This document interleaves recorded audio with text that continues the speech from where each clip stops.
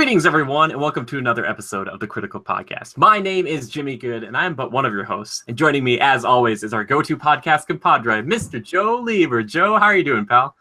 Hey, doing pretty good, Jimmy. How are you doing, pal? I'm good. We're all smiles here because we're both just like itching to get back to Destiny 2, which is a good. That's a good sign. I said nothing of the sort. I only texted you about it earlier. I just want everyone to know where our headspace is at tonight. So if we say something stupid, well, I'm just gonna be like, "Well, I'm drunk on Bungie."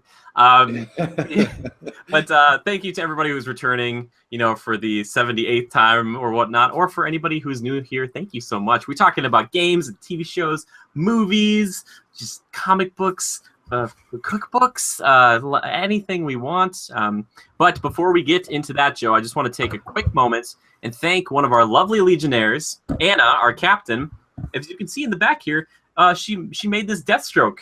This picture you see in the back. My family got it framed as a gift for me, and it was one of my birthday presents. So you can see it there. It's kind of like got the clear like around there, so you can flip around and you can see her signature on the back. But it's very cool. Anna did an incredible job. So thank you, Anna. Deathstroke now hangs where the Fantastic Four used to be. I just wanted to draw. Oh, he cut him down. He's like, I wish you could zoom in on that, Jimmy. It looks pretty good from here. It's neat. Excellent. And I like that it's in a clear frame and it's like all black. Yeah, and I know it looks kind of like it's off, but I have a lot of stuff over here, so it might look like it's off center, but I assure you, it's pretty dang close to it. Plus, all that red on the ground you see there, that's blood. I think he's got like blood dripping off both his katanas. It's very cool. It's like you can't see his whole body. He's like in shadows. It's very well done, like acrylic paint. So Anna, he accidentally slit his wrist. He's not gonna make it.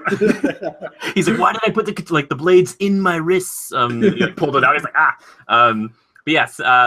Before we get into talking about a little bit of our initial thoughts on Destiny 2, I want to talk a little bit of news. So Joe, we got some good news from DC, which doesn't really happen often. We've had some issues. We don't know if Ben Affleck's in his Batman or whatever. They're trying to figure all that stuff out. They got a new Joker movie coming out that's not going to be about Jared Leto, all this weird stuff. Or I should say a Joker movie starring Jared Leto, because that would be an interesting film.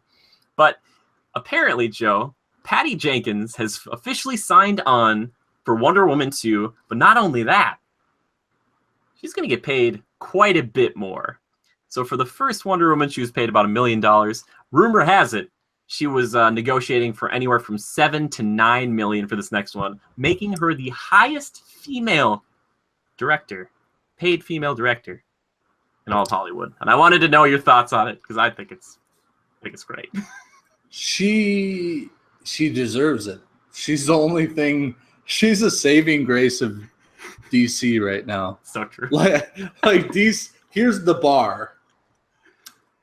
Here's everything DC's put out thus far to date, except for Wonder Woman, which jumped above the bar quite, like a pole vaulter. They made it over that bar pretty high, pretty easily, I will say. So she's their saving grace right now. Whatever, I think it goes along with one of the things I like to think is that I felt like this movie actually, it was very engaging for the audience. There was something about it where it kind of touched on your emotions a little bit and knew how to kind of get you invested. And personally, I feel that it may be attributed to the female direction. Maybe she has a better mind for understanding how to get you invested. And I think it's a good investment. I hope she does get paid, her dues for what she's doing for DC. I think she's a valuable asset to them, and they'd be stupid not to. So, I hope she doesn't drive them to bankruptcy, but yeah, I doubt that'd happen. But I hope it stays realistic. But she's a saving grace right now. She's obviously got a good touch with things. I hope she can keep it going. I hope it wasn't a fluke thing. But, I mean, for a movie like that, how could it be, really? Yeah. Sure. So, yeah, and did we see it going any other way? I think we pretty much knew she'd be on for the second one. But yeah, I think so. I think a lot of it came down to not necessarily for her, but like for everyone's like, oh, she should really get paid a lot more of this. And apparently they talked about doing like a back-end deal depending on how well the film actually does on top of that, which is not completely unheard of for like directors, and I think that's just a smart thing to do. But regardless of gender and all of that, I think she's just a good director, and I think that's what DC needs right now. Because with Marvel, what they've done is they've done such a good job of not just casting really well, but just getting a lot of really strong directors who also play ball within the universe. They've thrown people out. They've done this with Star Wars, and we're going to talk about that in a second. But you look at Edgar Wright, who was going to do Ant-Man, and it was like, your Ant-Man is going to be so different than anything else we have in the MCU, and we just can't, like, it's just not going to work. I think DC needs to say, like, what directors do work for us and who are really good ones, like her and Joss Whedon, and say, how do we keep you guys around? And then, pay her as much as she deserves. And then also, I hope it acts as like a lightning rod for other female directors in Hollywood. We shouldn't be sitting here saying like, oh, like the highest female like paid director. It's like, she should be getting paid just as much, as not more, than some of these other guys who, honestly, I don't know any director who would have made Wonder Woman better. Like, I can't think of anyone. It's like any like guy would have, like, I think they would have botched it, honestly. It's like, just keep that in mind going forward. And I like Joss Whedon a lot, and I know he's done like Buffy and a bunch of other like heroine style like films that are focused on that. But I don't know, maybe consider bringing in like some more women talent, like as far as direction goes and stuff, because it paid off really well with Wonder Woman, I think. So yeah, I hope it doesn't come off as like sexist in any way when I say like a feminine touch in film can be a good thing, or they're more in tune with emotions. I hope people take that as a compliment. I don't know, because I think Wonder Woman is like the perfect scenario for a feminine touch, right? Oh, they yeah. need that. It's not a bro down. Yeah. So no, I'm totally with you. And I think having her involvement, even in maybe a larger scale film featuring another main protagonist, would be appropriate as well. I'd like to see it go on. So maybe they'll let her put her fingers in some other pudding. Yeah, and that's actually a good point, Joe. I would love to see her tackle, she's done other movies, obviously, but it'd be cool to see her, like, what if she directed a Superman? Like, would that be one that's more, like, it brings out more of Clark's, like, actual emotion? Because that's something we've had problems with right now, is, like, maybe he's too emotional or too dour, and it's like maybe she could bring some of the fun back to that character. Yeah, something, Zack Snyder, I think he attempted with Man of Steel and Batman vs. Superman, I think he attempted to portray the emotions and feelings more based off of Henry Cavill's face and his look more than anything. And sometimes you feel like, as an audience member, you felt like you needed just a little more to explain it. I mean, you kind of get it, but at the same time, you're like, I don't know. And another part of me is thinking, although there's no foreshadowing of this, but I feel like maybe they're building up to the point where he becomes more of the true inspirational figure, beacon, if you will. They kind of show that through the film. They've got statues and all that garb, but I think they might be building up to something bigger with, we've got Steppenwolf coming, Darkseid might be down the road, and the whole bad emotional aura with that. Maybe he'll be that. Yeah. I'm here. I'm Superman. I'm happy. I'm cheery. Look at me. I smiled. Yeah, well, especially when he comes back from the dead, he'd be like, "I'm back, everybody," and they're like, "Hey, Superman, hey, Clark." I mean, what? No, yeah, but I just wanted to bring that up. Good, you make a good point there, Joe. But to just circle back and finish this up, I'm glad Patty Jenkins is back. DC, this is a good idea, and it's not. I want more female directors, but I also want just good directors, and she just happens to be both of those things. And just have more of that. Like, consider that, Marvel, when you're thinking about, like, I don't know, forget who's directing Captain Marvel, but man, is Patty Jenkins busy all the time? Like, I would love it if Patty Jenkins came, and I'm sure she's got like a non-compete clause that she had to sign for this, but how incredible would that be if she jumped, like she did another Wonder Woman, then she's like, I'm going to go direct Captain Marvel. I'd be like, I would be absolutely thrilled. Not. I would be like, yes. Make all the money, Patty. My team got her, Jimmy. We get to keep her. We picked her first. I think about that with Joss Whedon, and I think about, like, and this is like probably a mean comparison, and I love DC, but obviously I'm wearing an Avengers shirt today, so if you are just listening to this, you probably wouldn't get that. But I think of him playing like with a pro team, like Marvel and everybody, and now he's playing with kind of just like, I don't know, anybody he can find at a park. and like the pro team like goes by that maybe the basketball court or whatever, soccer, whatever, the pitch, and they kind of like walk by him, and he's like, oh yeah, like I'm just kind of here with my friends, and they're like, oh, Joss, is everything okay? And he's like, oh, I just, they needed me to be here, and they're like, it's okay, man, we moved on, and we wish you the best. And they're like, the pro team walks around, Joss is like, he's like, I gotta get out of here. Which, by the way, I forgot to mention this. They actually did credit him now with a screenplay, or he's just like a screenwriter, I think, on Justice League now. So he was going to be uncredited, but now he's going to be credited for part of the screenplay. So apparently he might have an even bigger impact now on Justice League than we knew before. Because before he was just going to take uncredited. It's like, I don't know, man. I say take all the credit you can get. But yeah, anyway, there we go. DC stuff. But now we're switching gears hard over to Star Wars. And Joe's favorite director, like we talked about last week, Colin Trevorrow, of his favorite film, Jurassic World, is out because of some creative differences, some friction. And again, I get it. Disney, Star Wars, if they don't like you, I'm looking at you guys for the Han Solo film. They asked those guys. They're like, we're not screwing around.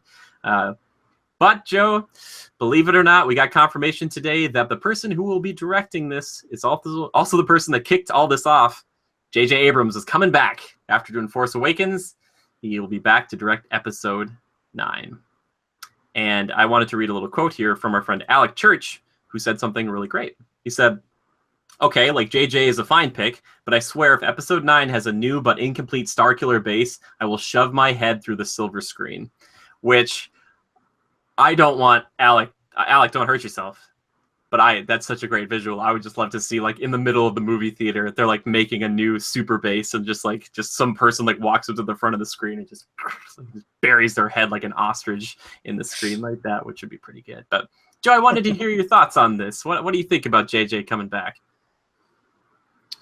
I wouldn't say it's an exact similarity between Wonder Woman and Patty Jenkins, but I think he's proven. Abrams is proven. He's done one before.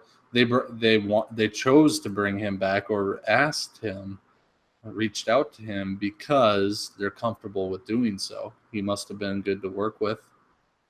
So I think that points north to a good thing. Yeah. So. Well, along with this too, Joe, they actually announced that they're pushing it back even further. Originally, they said earlier this year that they were going to have a May 24th, 2019 release date, but now they're pushing that back to December 20th, 2019, which, if everybody remembers correctly, and everybody thought I was maybe nuts, I was like, they're going to do Star Wars always in December. And they're like, no, Jim, they're going to do like the Han Solo film in December, and then they'll do like a big one in May. Nope. All of them have moved to that because I saw it coming. Plus, it just makes more sense. Why would you want to release like 2 Star Wars films within like 6 or 7 months of each other? It's like, just parcel them out, baby. Let them breathe. But they pushed it back, obviously. Was that 7 months because of this change up, which makes sense, especially if you're losing a director. It's like, that's a hard thing to come back from and just be like, yep, we're still going to meet this deadline, right, JJ? Like, it's just like walking in blind. So, yeah, I'm interested. I think my problem, Joe, comes from the fact that I just saw Star Trek. He did the first 2 of the rebooted Star Trek movies. So every time I watch Force Awakens, I feel like I'm watching like Star Trek, the Star Wars movie, or Star Wars, the Star. It's like the same angles and the same lens flares, and I'm like, is this Star Trek? Is it like Star Wars, but it's not. And I just think it's scary to bring back a director multiple times for a franchise like this that people really love. But if Disney, he's a safe bet. That's the thing, Joe. I think he's a safe bet. It's like getting Ron Howard to do the Han Solo stuff now. It's a safe bet. They don't want some crazy person coming in here and messing it all up. So sure, but they want more control. Oh yeah. We suspect that they got rid of one guy because they want more control. So the assumption is that the studio wants more control over the film. So if a safe bet allows that, I think we're in for a treat, because clearly their track record shows that they typically do the right thing, make the right decisions, and all that good stuff. So yeah, well, also, they've gone through a lot of weird stuff with that. Like even Rogue One had a bunch of reshoots, and they had some other people come in and fix stuff, and I love that movie. But I think one of the other reasons that they're worried about is that Colin Trevorrow did Jurassic World, and then he recently did an indie movie that was like really, really strange. I was just listening to this or hearing about this, and apparently that kind of put like a weird feel like towards moving into Star Wars, because it's like obviously the guy can do a huge, big, multi-million-dollar budget project, but then if you go and do like a passion project that's very strange and off-putting, and then it's like you're going to work for the biggest company for movies on the planet, and you're given the biggest franchise in the world, and they're like, don't be weird, and it's going to be the last thing people are going to see from this saga, or this trilogy. It's like it'll be the last part, so like they don't do anything strange. So I wonder if stuff started popping up and they're like, no, like, we just can't do that. So I get it. I think it's a safe bet. I just wish I would have been another director. Like, Joe, honestly, I know he probably would never do it, and I know that some of his movies aren't that great, but I am horribly biased. I'd still love to see just like a Peter Jackson Star Wars. Like, show me that battle sequence. Am I right? Like, he'd be like, what if we had like 10,000 stormtroopers? And they're like, that's a lot. And he's like, I know. Like, he just shows them Return of the King. He's like, I know. He's like, I could do 100,000. I would just love to see that. But is there any other directors that come to you at all? Like, would you want to see Spielberg do like a Star Wars movie? Like, that could be an interesting movie. That could be cool. Like, we know he's capable of it. A big, huge budget, stuff like that. He could. Him. How about Ridley Scott? No, I don't trust that guy. He would you can't trust something to burst out of somebody's chest. Somebody would die. Well, he would be in the interviews after. He'd be like, so here's the thing. He's like, I'll make like 4 more of these. I don't care. I'll just make them. It's totally fine. I'll just make they'll just keep popping them out. So, yeah, I don't think Ridley Scott is a good choice. I know you love Ridley. I know you love him, but I just don't think it's going to happen. Plus, Ridley's busy with making like 40 more Alien films. He's like, all right, so we're at stage 3 and the stage 17 part of the Xenomorph saga. So we're going to have to make sure it goes for another, 200 hours. Oh boy. But yeah. So there we go. That's all the news I have for this week. Those are the big things. We've had a few other kind of casting things talking about, I heard that they are taking the young man from Pirates of the Caribbean, the Will Turner's son. He's going to play Nightwing in the live-action Teen Titans TV show. You remember that guy at all, Joe? Remember that young guy? Yeah. He's fine. He's. I felt like he and the young woman were very just there, just hanging out. I'm here, Pirates. It's like first big movie. Hey man, that's what I'd be doing too. I'd be like, all right, that's all right. I'm working with Johnny Depp. I guess that's what we're doing today. All right, Joe. Heck yeah. Time to get into the meat of the podcast. I wanted to do Sorry. Oh. No. I already put up the thing. It's there. No. I'm kidding. So we'll probably talk more about this next week, but I wanted to take a minute to discuss some of our initial preliminary thoughts on Destiny 2, because it's the biggest game that Joe and I have played, especially together, in a long time. So Joe, I just want to kind of let you go, man. Tell me how you're feeling about your this. First statement. I'm going to point out one issue with your first statement is that we haven't played it together yet. We played a bit of the beta. We played a bit of Crucible online, but we both picked up the game. We're chomping at the bit to play together, especially with these missions and the story mode and all that. Thus far, I've played probably a good 8 hours with Drew. I'm level 14 or 15 already, and I've had a blast every moment of the way. So the mechanics, all very good. Trying to think if I have any complaints about the mechanics. I have one question for you while you're talking about all this. Have you had any connection issues? Not one. Dang, it must be me. It's gotta be me now. I don't want to knock us. It's just for a multiplayer and online game. Always, it's when you have connection issues and you get taken out of a campaign. You're like, oh no, I just want to play the campaign. Anyway, keep going. Yeah. Well, so one of the main things that really stands out to me in this game that I really love, first and foremost, are the environments. And last night I played a little bit, and I'm trying to think of which planet it was. Drew selected it, and we went there, so I can't remember what it was. It was the one where the the Traveler's Light was still present and all that, and they had like that electric ectoplasmic water. Oh, I don't know if I've seen that yet. I think it's either IO or Nessus, and I want to say IO. Okay. Can I tell you? It's really neat and pristine, insanely colorful, and it just blows your mind as far as aesthetics and environmental quality goes.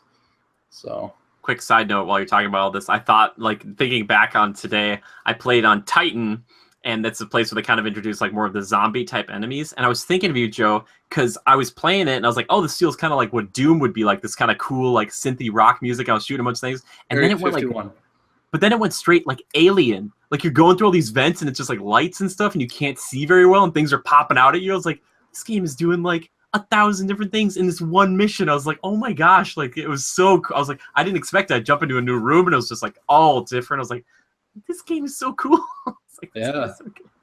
Yeah, I'm really liking it. I'm liking the different enemies that are kind of intermingled here. I think it's cool how they tie those in and explain why they're there and that sort of thing. I like the there's like the ectoplasmic. They once were scavengers or whatever. Now they're like they're almost like ghosts. The black things. I forget their names. You're not talking about like the wizards, the knights, and the husks, are you? Something like that. Anyway, they're like black ectoplasmic streamy thingies that show up. Oh, maybe that's, I haven't seen those maybe yet. And this was on that planet. I think it was Ios. But I gotta get to Io, man. Yeah, I've just really been enjoying it. Another thing I enjoy is the customization. The customization, so far, the customization seems almost endless. I like the, what's the word for them?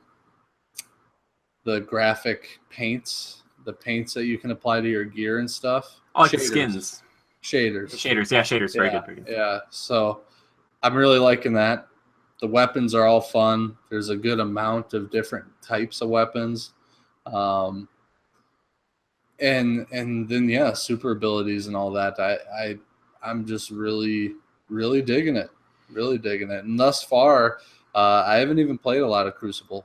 Crucible, it's kind of difficult. I mean, now that I'm at a bit of a higher rank, I feel I'll do a little better. I've got some better weapons and that sort of thing, and gear and all that. But Joe, for everyone, mode is great.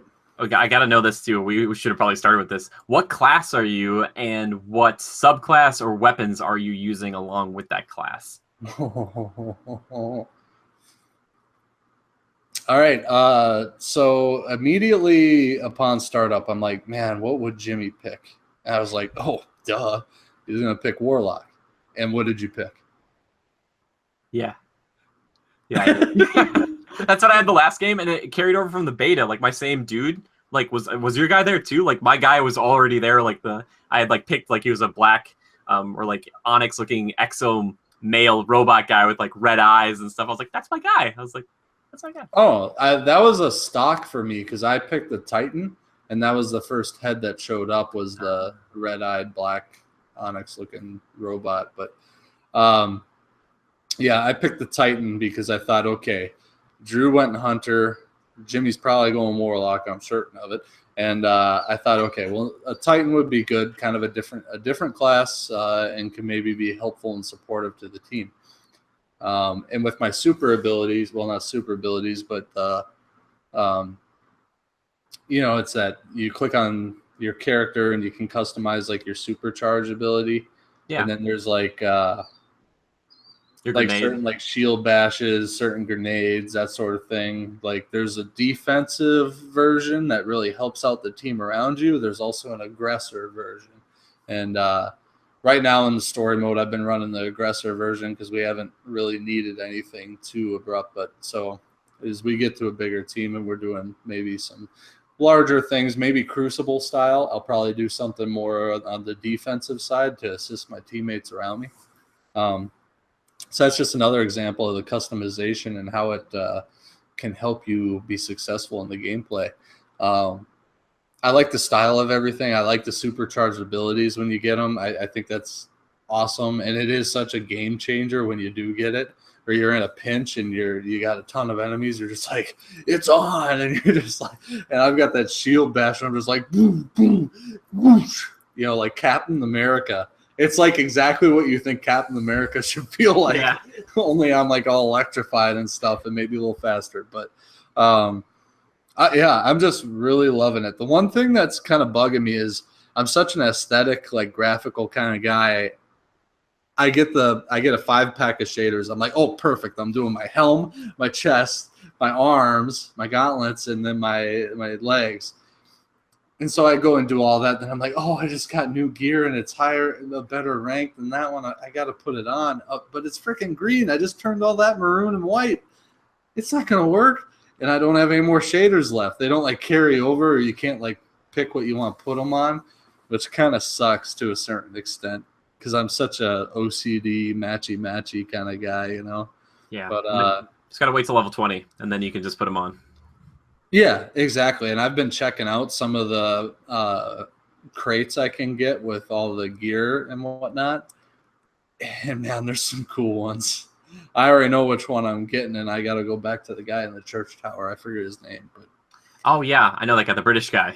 Yep, the sniper or whatever. Which guns did you say you were using? I don't know if you mentioned that or not. I did not. I am using, it's like a level 140 auto rifle, and then it's got like a red dot holo scope on it. And then I'm also using a Sunstar hand cannon. Okay. And and that's like a 130 or something. And then I'm running a grenade launcher as my power weapon at like 130 something. Yeah, do you like that shotguns and sniper rifles are considered power weapons? Like, I want to know personally if you do. The shotguns seem pretty powerful, so if you're up close to somebody, I mean, you can really take out somebody with like a one hit or quitter, basically. So nice. Yeah, I like the shotguns being there, and that's fine. It's appropriate. The sniper rifles, not so much so. I get that you get like battle rifles with like an ACOG scope or something close to a sniper rifle as a primary, but the sniper is a power weapon. I just feel like, I don't know, unless you're like quick scoping and cheating, I don't feel like a sniper rifle is aggressive enough, and you can't really get in there and brawl it out. You know what I mean? Sure. I mean, I'm not gonna throw on my power weapon and just like hang back in the back of a map, which, let's face it, in Crucible, which I like to think of using the power weapons in Crucible the most, because in the story mode, a sniper rifle, the power weapon doesn't matter as much because it's not like you're going out and searching for the ammo that only shows up every 2 minutes. You use it when you need it, and that's fine. I'll use my power weapon as a sniper rifle in the story mode, and it comes in handy at times. Yeah. Crucible, I just don't feel like the maps are big enough. Things are moving so quickly that you're going to have a hard time setting up to really shoot somebody and kill them one hitter when everything's moving so quickly. I just don't see it in that sense. I don't think it's appropriate, but what you going to do? If that's my one complaint out of the game, then it's a good game. Yeah, so. Exactly. And I wonder if some of the bigger like strikes and raids, like specifically if we kind of get into an area where we do see bigger, stronger enemies and we see them at a great distance, and it's like, hey, Drew, you got your sniper, right? Like, can you take out like 2 or 3 of their snipers before we even do this, just so we could make it a lot easier on ourselves and just give them like a second to do that? In that sense, it comes in handy. And I guess, if it's a power weapon, they've made the snipers pretty powerful. Yeah. So when you're doing that, it's like a one-hit kill, and it helps you progress things a bit better. And like you said, be more strategic about your approach. So you make a good point though about the Crucible. Like it's always the best people in first-person shooters who are using snipers, because like you'll be jumping around like a Titanfall, and if someone snipes you, you're like, that guy's good. Like you're like, because you know how hard it is. It's not easy, especially with sticks. I will say this, Jimmy. I wish sometimes the sensitivity was better. I'm so used to Twitch shooters where I sprint and I can still look side to side like super quickly. Here, if you're sprinting, the pan is slow, but if you're just walking, it's quick. So, and I will say this, the second I popped the game on, I was doing the tutorial through the first part of the story, and I'm like, yeah, I bumped it from, I think, 3 to 10. Oh, really? Yeah. So I'm at the top limit of sensitivity, and I actually think it's perfect. I like it there. I feel like it's, if you were to compare it to like Call of Duty, you know, you get the highest end of the spectrum on Call of Duty. It's probably somewhere 75 percentile range of that comparatively. Okay. So it's not quite as fast as like a Twitch shooter like that.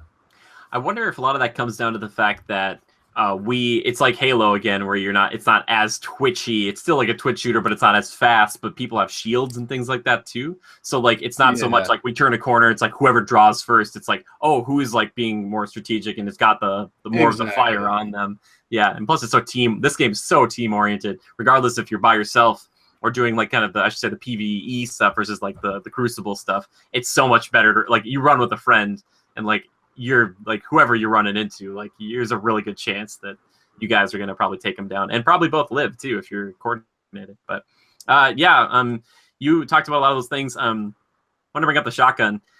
I love the shotgun. I want to find a new shotgun. It sucks that you can't always have a shotgun because it's a power weapon. At the same time, though, when you do get like 5 or 8 rounds with it and you get into a portion of the game, especially early on where they kind of force you to have one, they forced me to have one.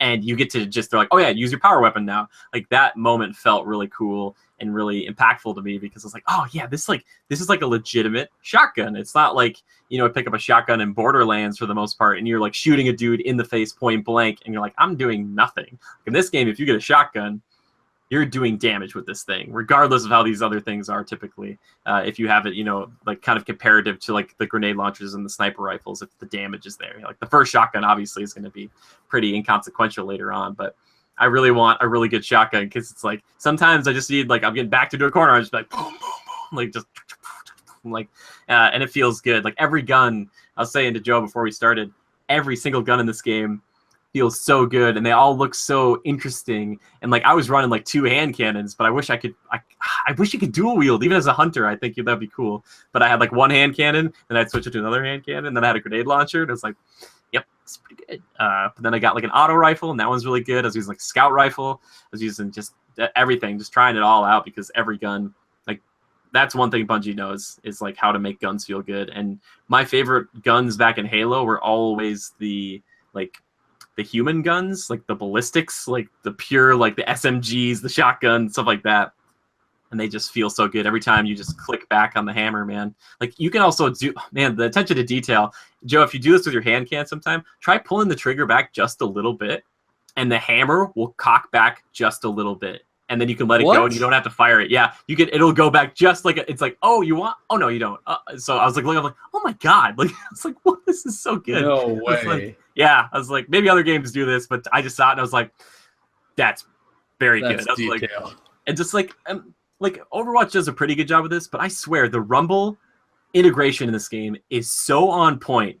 Like if you're playing this on PC, which I'm sure is the best version or whatever, or eventually it will be, but just get a controller. Like seriously, for the PV like E stuff, like that feels just so good. Like you just every shot, every bullet, it's ringing out, and just man, you get a headshot on something, especially with a hand cannon, like just shoot a thing. It's just like yeah. And for me, with any video game, the feedback is half of the fun. Oh yeah, like especially in this game, I find myself always putting the headphones on. I get the big over the ears, like what you get on now, and I turn the bass all the way up and I turn the volume up as high as I can get it without blowing my eardrums, and I'm like immersed. And you know, every time I shoot, I feel that reverberation. When I'm hitting something, I feel that reverberation.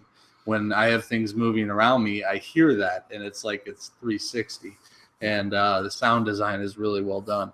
I need that. I'll always want that. So I probably therefore will never really go to PC. I guess you can get a controller for PC, but I just no thanks. Yeah. I'm totally with you there. But anyway, Joe talked about his class. I am, like he was saying before, I play a warlock. I kind of talked about the guns I've been using.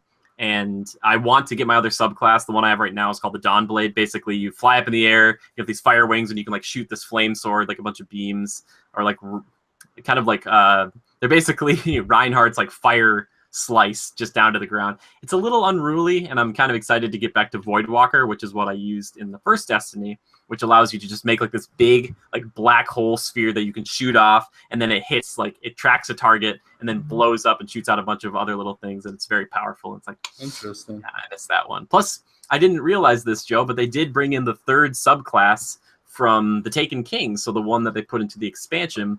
For example, as a Titan, there is a subclass where you get a hammer, and like you can use that to like swing and smash stuff. And I was like, oh, that's cool. I was like, I'm glad they put that in the game. I was like, why wouldn't you put it? If you put it in that old stuff, why wouldn't you just transfer it? So cool. That's one thing I'll say, Jimmy, is I'm having trouble with all the terminology and stuff. There's a lot of intricacies to this game that you got to familiarize yourself with, and how this works, how that works, or what does that mean. Like you say, subclass. I'm drawing a blank on that, but a subclass is like the supercharge ability, like the separate tiers underneath the Titan or underneath the Warlock or the Hunter. Yep. So like the one you have right now, I forget what but it's the shield, basically, your shield, and the other grenades. One, so I'm kind of like Captain America. I forget the name of that one. Yeah.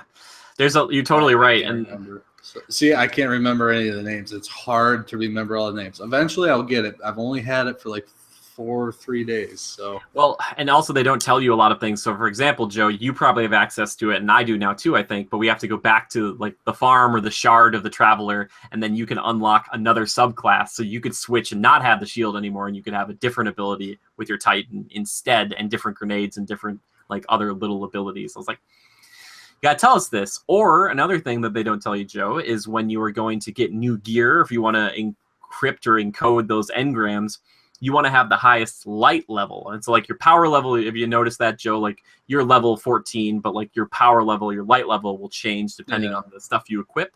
So you want to equip all the highest stuff, even if you aren't using it or if you don't like it, because when you decode these things, it will always give you that level that you're at, that light level, and then give you a little bit more.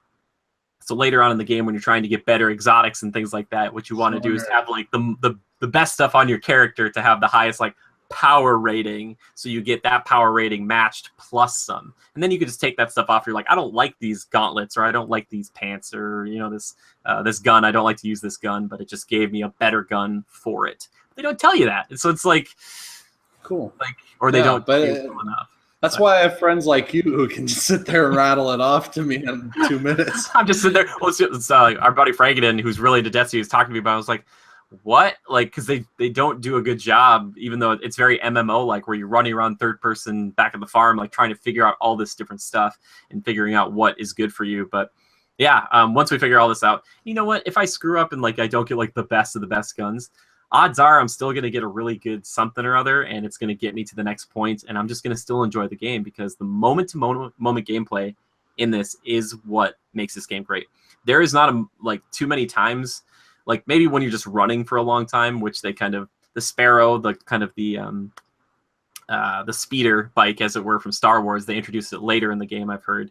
But there's sometimes where I'm like, oh, I'm just running around, but I'm just enjoying the landscapes. Joe, you made an excellent point. There's so much natural feel to a lot of these landscapes, or just so different and varied as opposed to the first game. They're vast. Yeah, they're vast, but like the first game didn't do a very good job. They're not as memorable, but here I'm like, wow, like when I walk around a place, I'm like, this is so cool looking. Or I'm in this facility, and this facility is really cool and interesting and very well lit, and it's like, it kind of looks like No Man's Sky, but it's like Halo and Call of Duty and all this other stuff just mixed together, and I really love it. But seriously, you feel, even when you're outmatched sometimes, you feel like just a pure badass when you're just running around, especially by yourself. Like, I want to play with you guys, obviously, Joe, but like today I was just fighting tons of husks by myself, and they're just playing this music, and I'm just like, how cool is this scene from like a distance? Like a dude with a hand cannon who's like boom, boom, boom, like throws a grenade, like jumps over here, pulls out a different gun, starts shooting at him as he's flying backwards. Like, just, you feel good. You're sliding around. Like, Slide's not as good as Titanfall.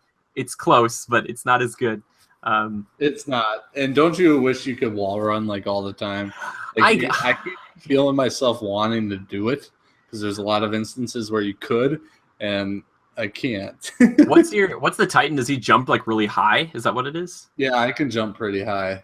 Okay, do you have like a double jump or? Yeah, I Okay, can almost fly. my guy's like he glides, so he'll be like, and then he can kind of do that. So like I jumped backwards away from these guys today, and like landed on a little outcropping, and they couldn't get to me because they were melee. And I was like, oh, boom, boom, boom. I was like, worked out pretty well. But yeah, I can glide too. I mean, it's hard to explain because there's like 3 different options for my jump feature, and it's weird. I don't totally understand each one of them, but I have it on the one. I don't even have it on the jump the highest one, but I can do like a double jump where I can get to really high areas. So I think it's like what your preference is, and then it's like PvE versus the Crucible and stuff like that. You might like the ones that can juke and dodge in the air a little bit more for the Crucible. Yeah. But, yeah. I've died a few times doing the platforming because I'm like, I'm definitely gonna make this jump, and my guy will just like float. Like, I don't know if you've died at all, Joe, like jumping from platform. Yeah. I've done that. I'm like, oh, what the heck? And like I should have made that. Sometimes he grabs the ledge. Sometimes he's like, nope. And then it's just like, he's just like, I had 2 hands on the gun like I should. it's like, I've done that multiple times. I'm like, yeah, Drew, I'm dead. He's like, dude, I can't come get you because you can't go back up because it's so far. And I'm like, all right. But yeah, because sometimes I don't want to use that double jump because when I start when I start I don't even know what to call it because boosting. I mean, you feel like you got a jetpack, but you don't. But when I start doing that boost glide thing, sometimes it's not precisely controllable, so I'm scared I might miss the ledge even further out. So sometimes I'll just rely on the single jump, and it seems far enough. I'm like, oh yeah, I got this. That ledge is like right there. I should make it just on the edge. And sure enough, knock my chin on it, and I go down. But yeah. Have you taken any, like, I took some severe, like, fall damage today, too. I was like, oh, is there fall damage? And I, like, landed, like, really hard after my glide. I'm like, there's fall damage. Like, sometimes I'll be stupid and I'll accidentally use my second boost, and I'll forget to hit A to cancel it because I have to, like, you have to cancel your jump. Otherwise, he keeps escalating. And sometimes I'll do that too late, and I'll fall from, like, 2 to 3 stories up, and it's and I'm good, but I'm not so good, But I've gotten pretty good at. I actually have a third one. As I'm coming down, I can do a little auxiliary, so he doesn't land too hard. But it has to be timed right, otherwise I don't have it available. So. Your Titan should definitely have an ability where like he slams into the ground like a crater. I wonder if he has anything like that with other classes, because that would be so cool. Just like land, like your guy just always lands hard and he's fine, and it just explodes like out to the sides. I think I can switch my supercharge to do something like that, where I pull it out and I'm like wham, and then I go crazy. Yeah. So you like the Titan? He's not, besides the supers and the grenades, it's like the first game. They're not really that different from class to class because you can use any gun. Some guns are just kind of better or more suited towards your particular class. Yeah. But do you like it compared to the Hunter? Because I know you enjoyed the Hunter from the beta. I did like the Hunter, but I'm liking the Titan because of his supercharge. I like the staff with the Hunter and all that, but so far the Titan's he's got a cool look about him. I kind of miss the cloak deal, but the Titan is pretty imposing, and some of the gear I see on the table that I can get soon is pretty monstery looking. So I'm pretty excited. But I'm glad you're liking the Titan because I knew that class was going to be like the one that's like to me is like the Joe class, and I don't want to like say that you're going to be like this because I thought you were going to be a Hunter. I'm happy that you're not because we have like a full team then, and I just I think they have the highest armor, and they get like some of the biggest guns just seem to be better for them. Like I said, you can use any gun with any class, but it just seems like you're the guy who's going to run in there with like the minigun before anybody else, or something like that. When do I get a minigun? I haven't found one of those yet, but what is the Titan's go-to? I mean, should I be running? I think, you know what? I should. I don't want to say this, Joe, because I remember when we played the beta, they give you a minigun like as your power weapon with him, and I don't know if every class can use that because I remember getting like a special pulse rifle with the Warlock in the beta, but I'm sure you're gonna unlock that, and it would be cool. Like if your class is the only guy who can use a minigun, that makes the most sense because like if you have the most armor and you draw the most aggro and you're out there and you're just like put like a shield down and just put it on top, just like gunning everybody down. I don't know. That minigun's coming probably, or rocket launcher, or Yeah, whatever. I'd like to find it. I was using the Scorch launcher, Scorch launcher. I forget what that was called, but it was basically like this rocket launcher that shot like flame missiles. Cool. Yeah, That it sounds was pretty amazing. cool. That's really Yeah. cool. So I Cool. picked that up. I had like 50 shots with it, and I was just like obliterating a field full of bad guys in front. Drew's like, shoot the captains first. I'm like, I don't even need to aim. Yeah. Is that the one that goes to like third person? It does. Yeah. Okay, I remember I picked that up during an event today. So yeah, that thing was pretty cool. I was like, oh, this is just like pick up Scorch. I'm like shooting at this tank thing. I was like, cool. Like those public events, they might have had them in Destiny, but I don't remember them. But this was cool because like if you're running around in an open area with a bunch of people, like an event will pop up, and then if you do something specific, you can make it a heroic event, which makes it harder. Oh, so I yeah. like ran in and finished up a heroic event with some guys who were like much higher level than me. I'm just like, hi guys, I'm here to help. Like I shot a few things, and I'm like, all right, where's the loot? I participated. I killed 2 guys. Give me the exactly. I was like, hi. I just I'm excited about that. I'm excited to roam around with you guys. It sounds like we both are pretty excited about the game. I'm excited to get into more of that, more of the Crucible, and obviously the strikes and raids down the line. Because I know we've got you and Drew and myself, and I know my buddy Levi's he's been playing. He's like level 11, and he's a warlock too. So hopefully we'll have a pretty good team starting to get towards that 6-man raid team. So looking forward to it. I'm gonna have probably a review in progress come out this week, just because we're a little bit late on this. Usually with these types of games, if we don't get a code early, or if it's an online focus game, I like to wait a little bit and just let it breathe, because I don't want to like release a review and say like the campaign's a 10 out of 10, but the online has a lot of connectivity issues or whatever, and be like, Yeah. Plus, it's nice to hear from. You asked about connectivity. I haven't had any issues, but maybe once in a while I'll see that it says contacting servers at the bottom. Just once in a while. And then one time Drew did get booted, but thus far I have not gotten kicked. I tried to join up again today when the servers were down, and I thought they were done, and it was like they put me in a queue because they're like, we're at capacity. And then I was like, uh-oh. And then it was like, actually Destiny 2 servers are down. I'm like, oh, okay. Like, all right, that's fine. Just take your time, guys. But I just want to play the game. I just have a fervor for it, and I just want to get up and play it and just be like, baby. We gotta let it, salivate on it a little bit. Let it, meld in the mouth a little. Get the flavors, the juice in it. And I really feel it out. There's more to explore. I'm excited, Joe, because we haven't really had a game. Like we've had Overwatch, obviously, but we haven't had a game this year besides maybe a little bit more recently For Honor. But I want to have a game that all of us can talk about, and you and I specifically, when it comes time for those good old Critty Awards. And I would love it. Like if Destiny 2 could potentially be a Game of the Year contender, because there is a lot to love about this game. So a lot of good stuff here. Yeah, could be this year. Oh gosh, man, I'm excited. I just like this game. It just feels good, man. Like, also, I wish you could like hand cannon McCree it. Sometimes I've got like 8 shots, and I'm like, I wish I could just be like, fan the hammer, baby. Like, get away from me. Yeah, but man, every gun. Check it out, guys. Please do. If you have been playing it, let us know what you think of it down in the comments below. And if you are interested, I'm going to be streaming it. So I already streamed a little bit of it the other day. Got kicked twice, but kept going back because I like the game a lot. it's good. I wish the campaign you could play offline, though. It sucks going, and it's like contacting servers, and I'm like, what? I'm like, so.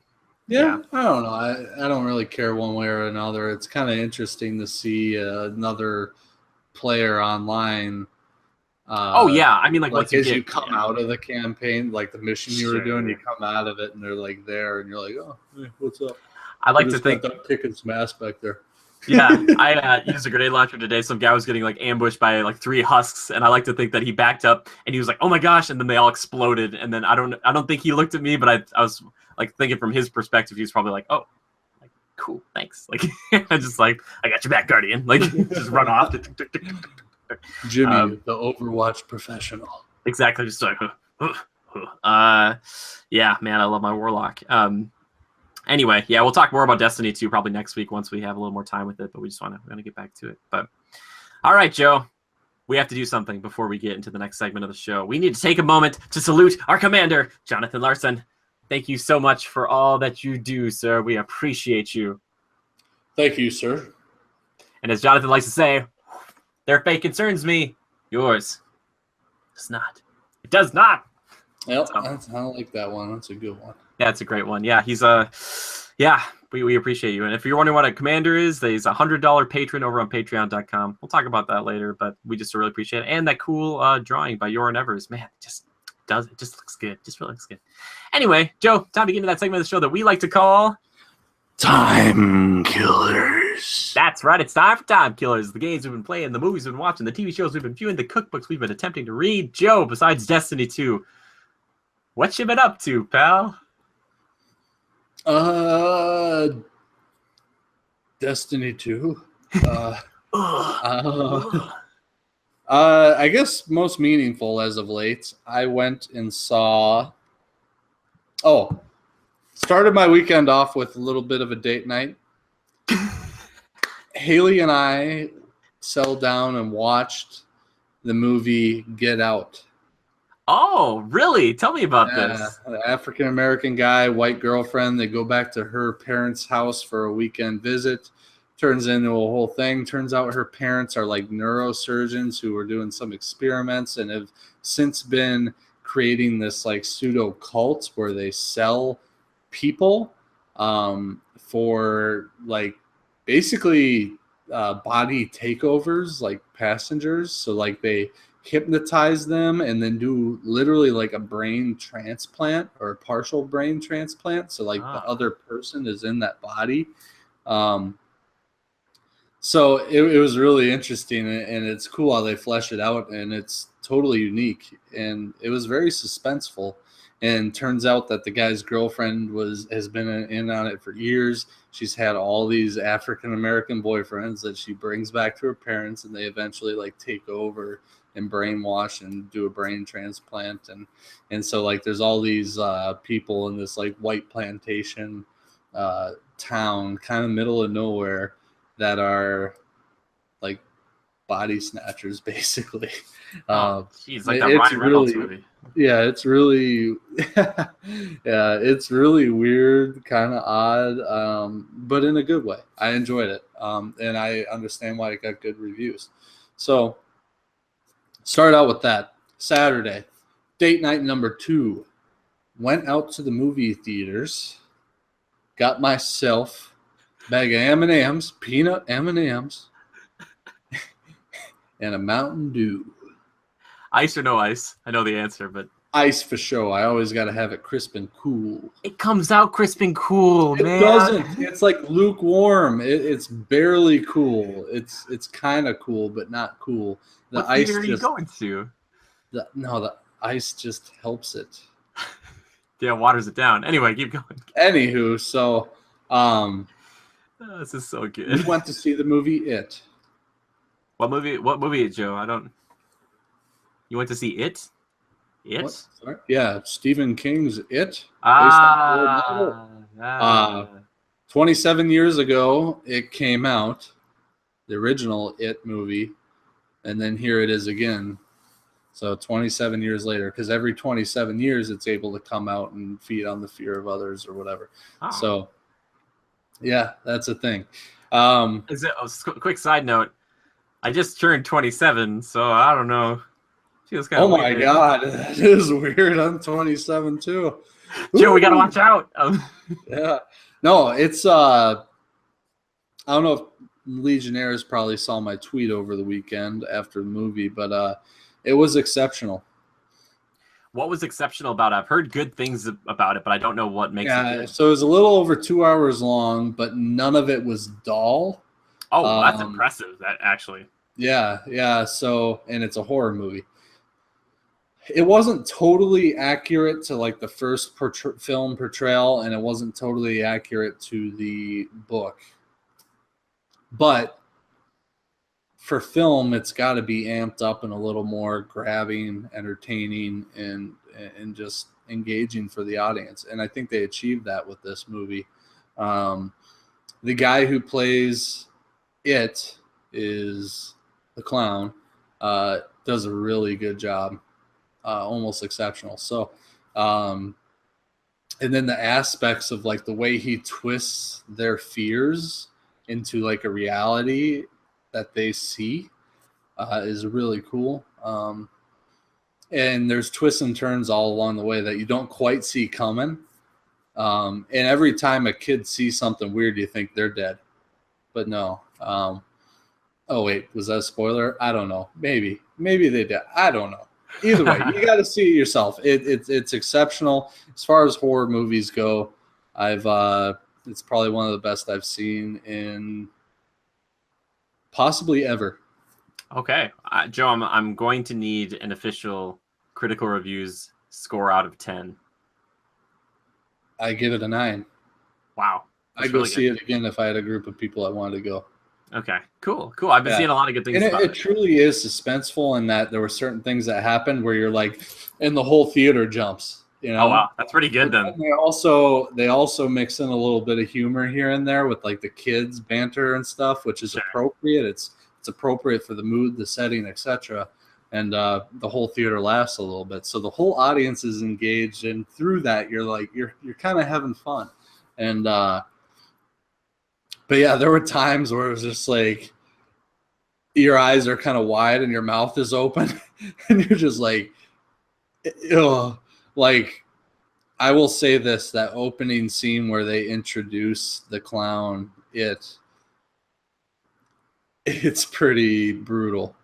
It's amazing. Do they call him Pennywise? I know that's his name, but did they ever mention Pennywise? That? Yeah, I'm sorry. Oh no, it's fine. I just didn't know if in the movie they might not have mentioned it. They're just like they do. He says his name and stuff, but for some reason I'm always thinking it, because throughout the movie they always say that's where it lives. That's it. You know, so they actually kind of name it that. But so let me do this. Let's do this. I'm gonna grab the old spoiler switch here. Spoilers from this point on. Got it. At the very introduction, the little kid is chasing his boat that his older brother built for him, chasing it down the street gutter, and it goes down a storm drain, right? So, of course, he's like, oh, dang it, Billy's going to kill me. So he goes down there and he looks in, and all of a sudden the clown appears. And it's just his face, and he's got kind of like the buck teeth, but they're kind of freaky looking. And he's like, it's like the weird voice and all that. He's like, I'm Pennywise, and it's like really, really something else. And they have like this little conversation, and he's like super weird, the clown. And he's like, at one point, like, because there's an adult nearby, he kind of does like a cross-eyed, like weird look, and he like freezes. And then he's like, so you want your boat? Billy will kill you. And he like holds it up for him, and he like smiles real big, and the kid's like, and he like reaches in for it, and all of a sudden, wham, arm has it, and the clown pulls it into the gutter, and all of a sudden all you see is like rows of teeth, just and he bites on and just shreds it, and the kid pulls it out. Actually,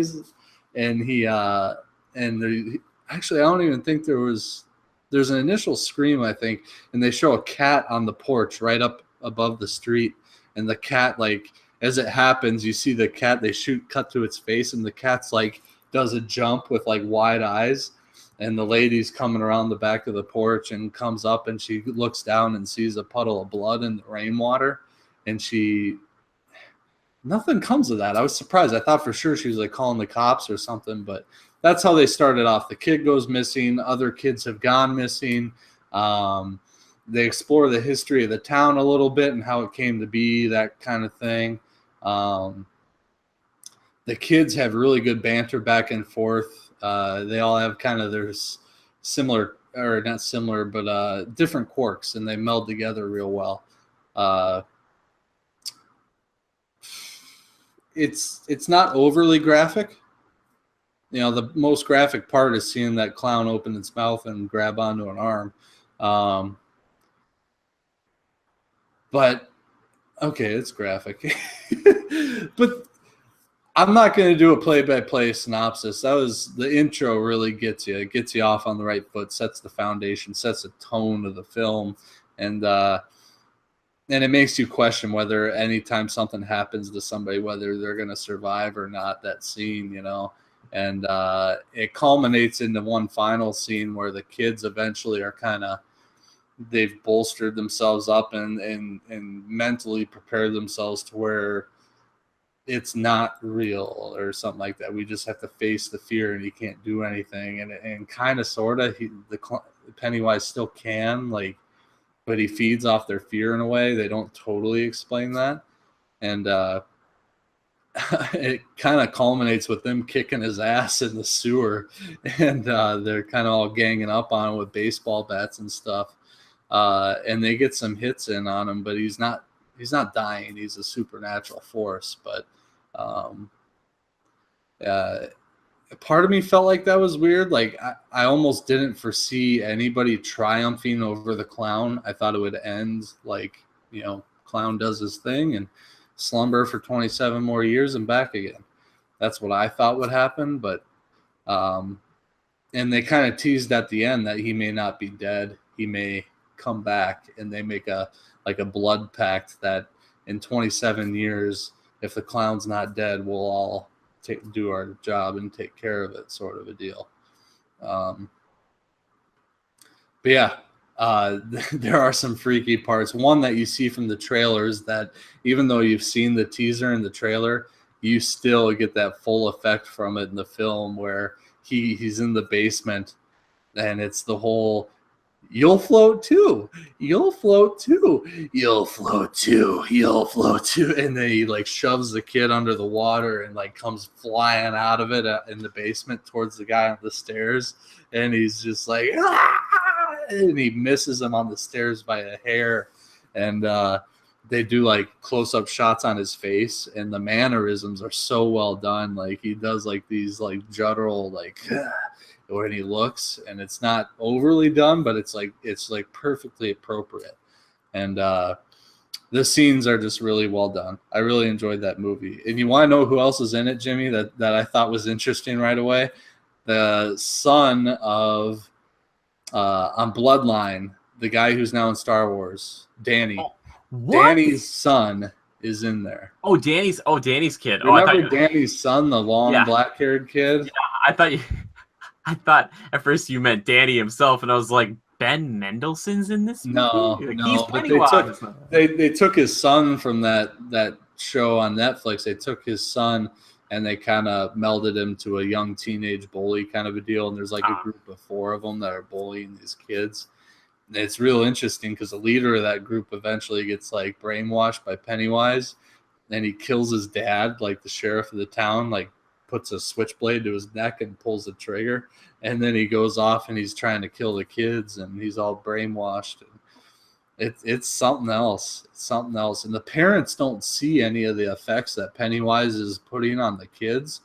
Like the scene in the bathroom where blood comes spewing out of the sink and covers the entire bathroom, and the girl's laying in there just screaming and crying. The dad comes walking in and, what's wrong? What's wrong? And he's walking in blood up to his ankles, but he doesn't see anything. It looks normal to him, which is the whole play on it's not real, but to them it is. It's interesting. It's a little mental, but it's pretty easy to follow for the most part, and it's enjoyable. It really is. It gets the old ticker ticking and the blood a pumping. So I had a blast. I really enjoyed it. As far as my critical rating, I'm gonna give it like I'll give it a strong 9. Yeah, I think you said that before. I think I was interested to see, yeah, you said 9. I was interested to see if you're gonna go to an 8 or something. I was gonna be like, it's going down. No, 9 if not more. I'd like to see it again to really prove that score, but I give it a strong 9, and I'm almost leaning to a 9.5. I really did enjoy it. 2 things, Joe. Did it ever turn into a werewolf? No. Dang. All right. Apparently that maybe in the past it has or something. They talked about that, but I think they've already talked about the sequel. They're already working on a sequel because you make a horror movie. They tease it at the end. Okay, but like you make a horror movie also that does really well budget-wise like this and makes a ton of money. It's already set records. It's like 170 million in its first weekend alone. I'm like, oh my god. It's really good, especially for R-rated horror film, right? I'm pretty sure from what you. Oh yeah, it had to have been R-rated. Actually, you have to show an ID to see it. Yeah, you have to. I think it was like, at our movie theater, it actually set a limit. I thought it was above 20. Oh, really? Jeez. Yeah. I'll tell you what, if you're afraid of clowns, you better not go see that damn movie, because you'll burn down the next circus you pass. Because it would, if I had a phobia of clowns, I would probably run out of that theater screaming and light it on fire. Yep. It's something else. So beware. Yeah. Don't trick somebody who's afraid of clowns into going to see the movie It. Yeah. And don't tell them that it's a clown, I'm a big scaredy cat, so I probably won't ever see it. But thank you, Joe. That was a good. I'm happy to hear about. I'm glad that you liked it. It's nice to hear a review of it, because you're not getting that review from me, people. I'm not cutting that trailer. Like I did Alien Covenant for Joe, and that's like, that was the closest you'll get to pure horror. Yeah, exactly. And that was like scary for other reasons. You'd love it, Jimmy. No, I wouldn't. I would hate it. I wouldn't sleep for weeks. I've been thinking about this movie and I haven't seen it. It's been keeping me up. I'm like, nope. And I'm terrifying. Like, I am a terrifying individual. I know I don't look it, but you don't approach the sleeping dragon. But still, I wouldn't tussle with Jimmy. I'm crazy. Anyway, but is there anything else besides It and what did you Get Out that you've seen or watched? Is that pretty much everything? I'll leave it at that. Oh, Michael Rosenbaum has a podcast. Inside. Oh gosh, I gotta look it up. It's called. It's a series that he's doing. I think it's called Inside of Me or something like that, or Inside of You with Michael Rosenbaum. And get this, latest episode is Inside of You with Michael Rosenbaum inside of Tom Welling. So it's him and Tom Welling sitting down to do a basically what we're doing right now, only together, couch and couch, talking and recording for a podcast. So I just started it. I'm going to listen to it later, or watch it later rather. And to say I'm jazzed and jacked is an understatement. Like, two of my favorite people on earth together again. Yeah.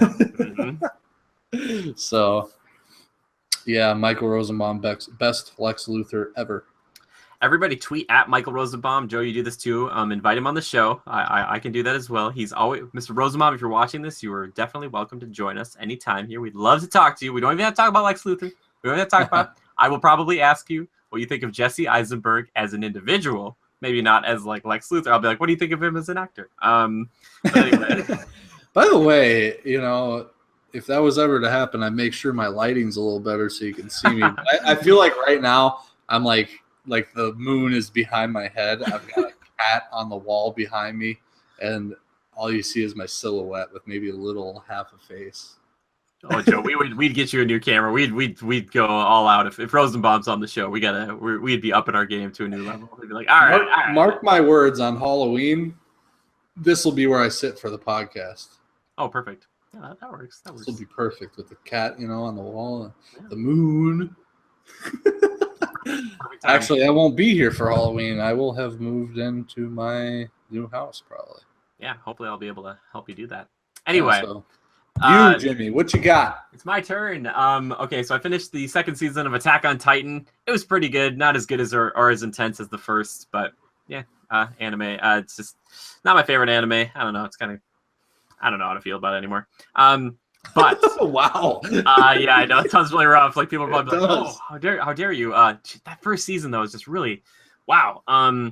So intense. But this next one is like they're peeling back too many of the layers of the truth of what's going on in this world. It's not. It's fine. I will say this though. You want to talk about good animation?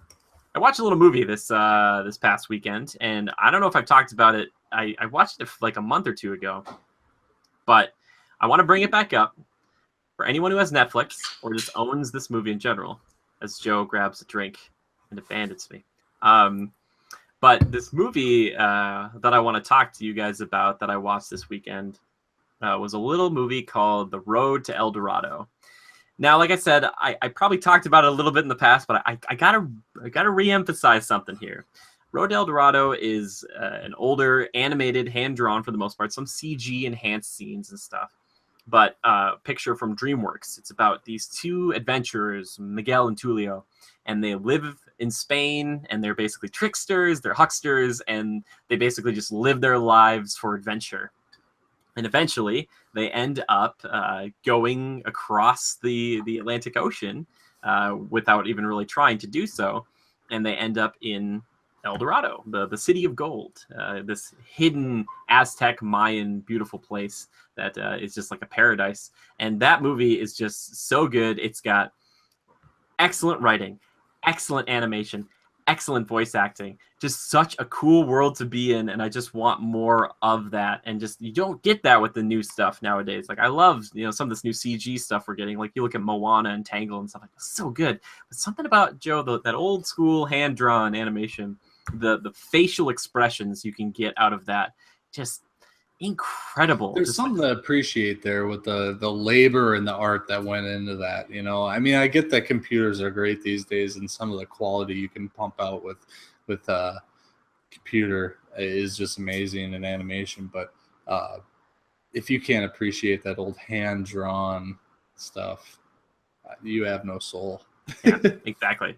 So I just really appreciate that, and watching that, even though like I said, I watched it like a month or two ago, I still absolutely loved it. The songs are really good. The two main leads are really good. Everything's good. The villain's kind of interesting. Just, it's such a gorgeous looking film, and I really, really love it. So if you have Netflix, please check out The Road to El Dorado. You will not regret it. It is Disney caliber stuff, and that's from DreamWorks. So check it out. It's very good. By the way, you heard that crack? That was my way of introducing our sponsor for the week. Cold, crisp, refreshing Canada Dry ginger ale. He like shakes like the M. He's like, yeah. I didn't listen. I had one earlier, I promise, but this is what I have now. So yeah, pretend it's Canada Dry ginger ale. I like to think Canada Dry was like ready to pull the trigger on like some big funding for us, Joe, where they're going to give us like tons of money to talk about their stuff. And they're like, all right, they do one more week in a row talking about us. We'll just do it. And then they see this, and then like their PR rep guy's like, they let me down, and they're like, "That's why you can't trust these podcasts." Turns out he likes Monster too. We can't support that shit. I'm sorry, Jimmy. You know what? Go back and edit that part out, or maybe you know what you do when you edit it. You put in a little Canada Dry can, just like it floats up and it's like covering my hand. I think I just make it just spinning constantly, so you can clearly tell that it's not. I probably won't do any of that, but I will definitely keep all this in because it's all gold. Yeah, but besides that, I think we talked about PAX last week. I just put up an interview I did with Steve Madaware from Battle Chasers. Battle Chasers, that's the game to look out for. October 3rd, everybody get hyped about it. It's going to be on PC, Xbox, PlayStation, all that stuff, Switch even. So, man, I can't wait. I'm really excited about that game. Anyway, time to get to my favorite part of the podcast, which is community feedback and questions. All right, Joe. Questions. Ask our lovely Legionnaires what their favorite summer movie was, or what movie they wanted to see and didn't see it. Night Warrior 29 says Dunkirk. Okay, there you go, Dunkirk. That's a good one. And then the other one that I got was from... Huh? Dunkirk, huh? That's impressive. So he might be a bit of a history buff himself then. Because don't get me wrong, I thoroughly enjoyed that movie. I thought it was insanely well done. It's not like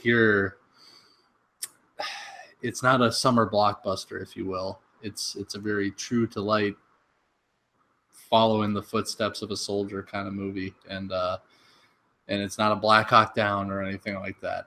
Yeah. It's just all out intense, dramatic film. It's different. So I appreciate that answer. That's interesting.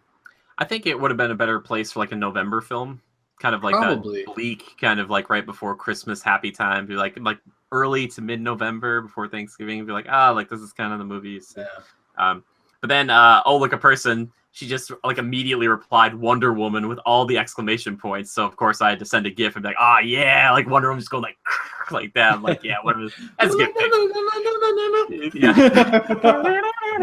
I'm sorry. You did it so much better. I'm sorry. I love the wacky, wavable, arm waving, inflatable tube men. They come down to Weird Al's emporium of wacky, wide, flailing arm tube men. I can't even say it. I just want to be part of like Wonder Woman's squad, like in whatever era she's in, and when they play, I would just follow her around and do this, and so I'd be like, she'd have to protect me all the time, and she'd be like carrying me away, and I'd be like this as we're flying into the air, and they're like, song. That'd be excellent. Quiet, and you're still. I'm just a pathetic human male. Please save me.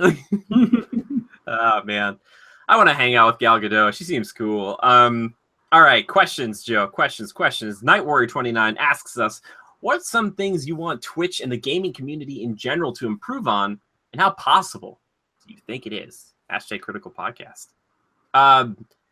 Joe, I feel like one thing I just want, us to be better about is just be more understanding, like just be nicer people.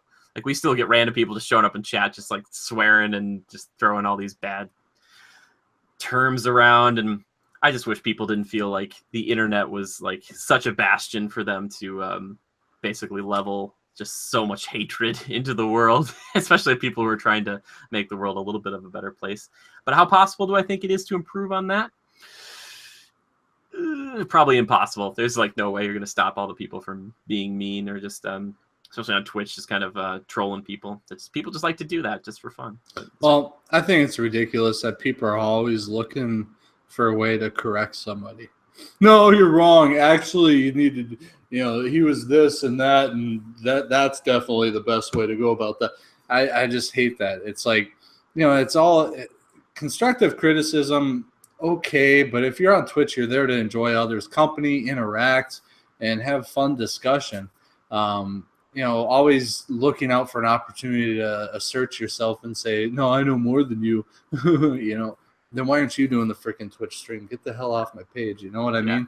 Why do people have to be like that? Nobody will ever know. Especially when, and I'm not saying you get this often, maybe every once in a while you get that rando that shows up and starts commenting or something. But sometimes you get, never mind. I'm not even going to go down into the spiral. I'm losing my train of thought. That's all right. I was going to say, we're very lucky though, aren't we? In that our community, we don't really have anything like that. So we got a good bunch. Our community is so freaking good. Like seriously, like, we're not, the biggest community yet, but like the people we have, you guys, I take, I'd take the 15, 20, 100, where it's like almost 300 on YouTube, like that group, you guys feel like a million to me. Like you really do. Like you're such good, kind people, and you guys treat each other with so much respect. And I see friendships forming, and I love hearing about these little things. Like they were just telling me the other day, Joe, that they, a group of them got on Discord and they just played a Jackbox game. They just did just the voice chat. So there's like 5 different people just all talking to each other, playing a game. And I was like, that is beautiful. Like, I love that. I hope that we facilitated that in some small way. And we're really lucky we don't have those types of problems. But I was going to say one good thing about having a friend like Joe, and Joe is a true blue friend. If I have a problem with anything online, I'll be like, oh, this happened or whatever. I saw this comment. Joe is always like a 10 out of 10 times. He'll be like, screw that person. He's always just like, regardless of what it is, even if that person's completely justified, Joe's like, who cares? Like what they think. And I'm just like, it's just a good pal. Yeah, when it really comes to light is when I find where they live. Yeah, I know. That's how I am too. Like once I figure that out. But yeah, so how it's probably impossible, Night Warrior, but still something to strive for. What I say is kind of like, it's kind of like chasing perfection, or like going after a butterfly with a net in the field. You might never catch it, but that doesn't mean that it's not worth the chase. So just keep that in mind. And our buddy Ryan asks us, what upcoming games are you two looking forward to play, and why? Joe, I'm sorry, I got to take this from you. Divinity Original Sin 2, because I saw it and played it at PAX. It's great. Battle Chasers, because I saw it and played it at PAX. It's great. Dragon Ball Fighters, saw it and played it at PAX. It's great. Like, all these games are coming down the pipeline. I'm just excited. I mean, Assassin's Creed Origins, I'm excited to try it. Shadow of War, like, I'm really excited. I rode a dragon, so, like, I'm hyped for that game. I'll try to keep that apart from the review if I get to review it. But there's just so many games coming out. It's going to be a good fall, man. It's stacked. Is there any coming out, Joe, for you that you're excited about? What's that game that you were talking about where you can fly around with your bros?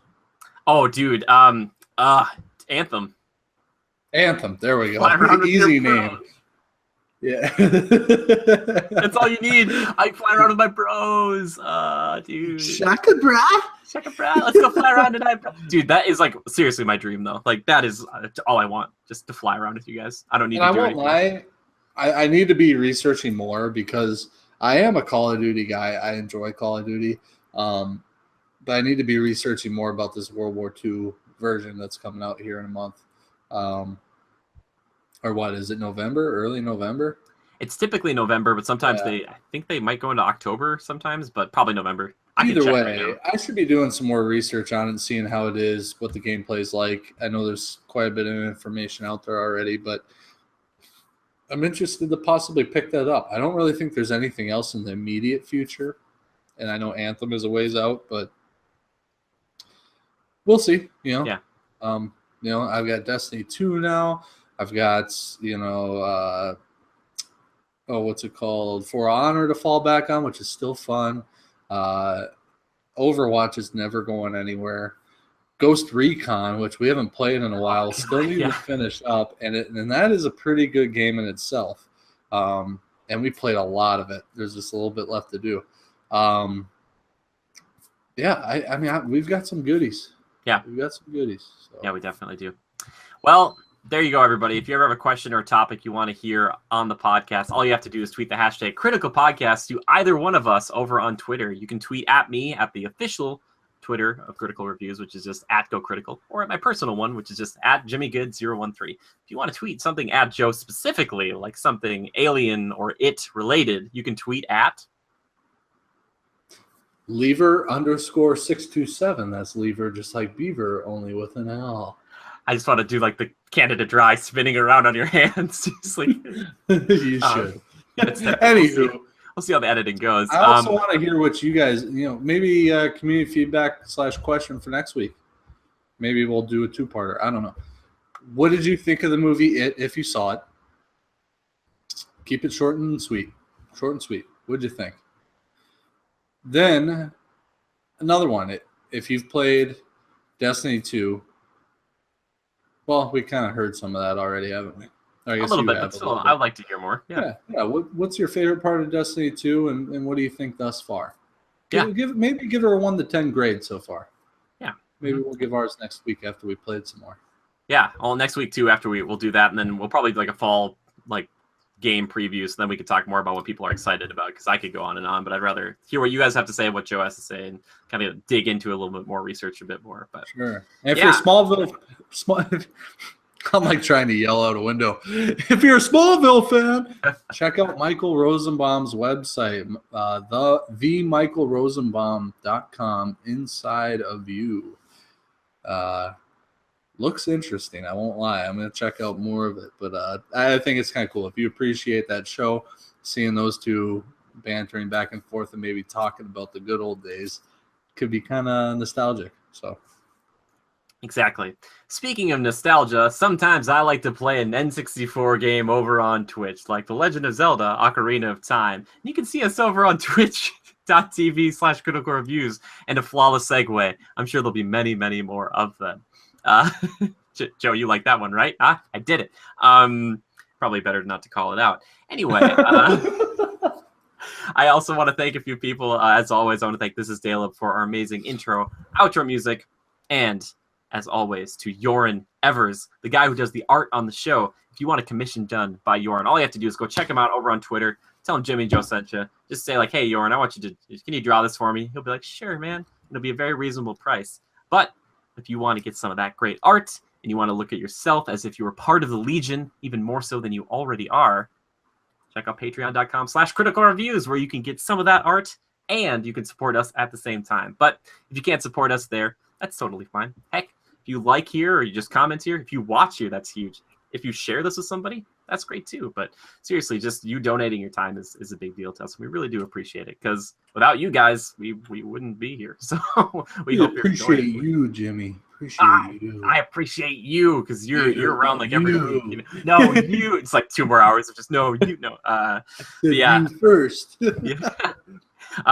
Yes, thank you guys so much, everybody. Thank you for tuning in, and thank you for everybody who's new here. We really appreciate it. Always give us your feedback, your comments. We always want that sort of thing. So please just leave it down in the comments, or please tweet at us anytime if there's things you want to see, topics, or if you want to see things changed. Please, we're always interested to hear what you want to hear / see, and all that jazz. So thank you so much for stopping by. Love and hugs to all of you, and just remember to adapt and overcome. We'll see you next time.